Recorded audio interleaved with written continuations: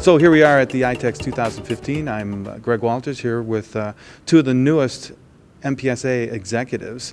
I'll let them introduce themselves, and then I'd like to know a little bit about what you guys see coming up in the MPSA in the future and all that stuff.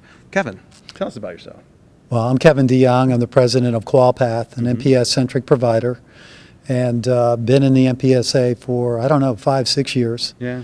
And it's been an important part of how I've improved my business, grown our revenues, and helped our profit. Perfect, yeah. And Sarah? Sarah Henderson, Director of MPS Operations for the Clover Imaging Group, which is West Point, Depot, and MSE. And the best part about being in the MPSA is advancing the business model within our providers and working with our providers to make not only what we're offering better, but help them be more profitable. Okay. All right, so you guys co-presented on, it's the, what was it, the hidden factory, yes. The hidden factory. Can you tell us a little bit about that?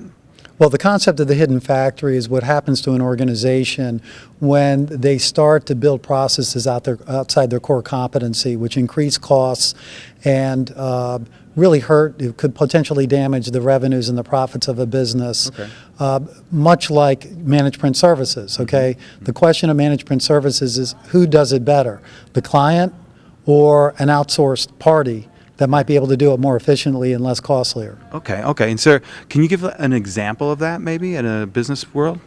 Well, a real life example of that within an imaging dealer is their supply fulfillment process. How do they manage off of the software or within their staff? How do they manage and work with their vendors? So that was an area we were looking at to help a dealer be more profitable. But Kevin was also applying the concept to how they work with their end users at QualPath and how other dealers can work with their end users to help them understand the rationale and the reason for managed print or outsourcing at a more profitable level.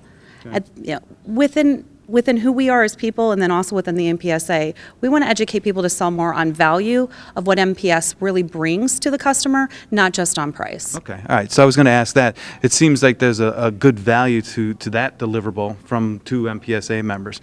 What other deliverables do you look forward to bringing to the market here in the next 12, 24 months? Any ideas? Well, in terms of the Managed Print Services Association, we want to help our members grow their business, whether they're resellers, infrastructure providers, consultants. We want to take a look at how we can add value to their businesses, grow their bottom line, help them be better at their particular discipline as it relates to managed print services. Okay, all right. Sarah, anything like on that? It's hard to add much to what Kevin said. Kevin, he hit a lot, yes. But I see looking into 2015, the MPSA growing, reaching out to more dealers, showing them additional value, helping just share case study information and best practices to help them be more successful and know that if you're not a member of the MPSA, you're missing out. Okay, great. One more question, and this is the clincher. With all the changes that are happening with print, and it's debatable whether print's going down or it's staying level and all that, all right? How is the MPSA going to address that side of the future with everyone or more and more people moving off of paper into the digital realm, and again, doc management, archiving, and things like that?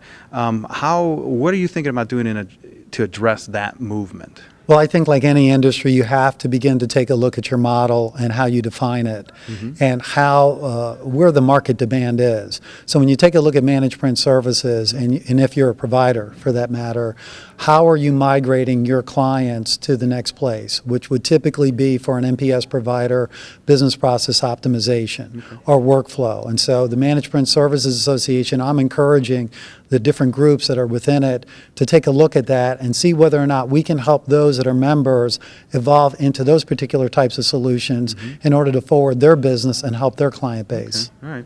Sarah, anything to add to that? What do you think? Well, I would also think that we need to look at, are we a self-fulfilling prophecy? Is print really going down? Where are the statistics coming from? I think as an industry, we need to get around that. And how much of that is driven by an individual behavior versus, green or sustainability initiatives? Because if you really look at paper, it is a very renewable resource.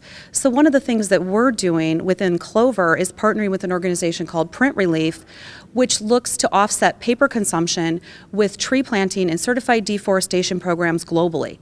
So managed print or MPS or workflow is also looking at customer motivation and how can we offer additional solutions to their additional goals, which may be sustainability. And that's something that's new and unique that we're excited about. Okay, great. Good job. All right. Thank you very much. Thank you, Enjoy the Greg. show. Thank you.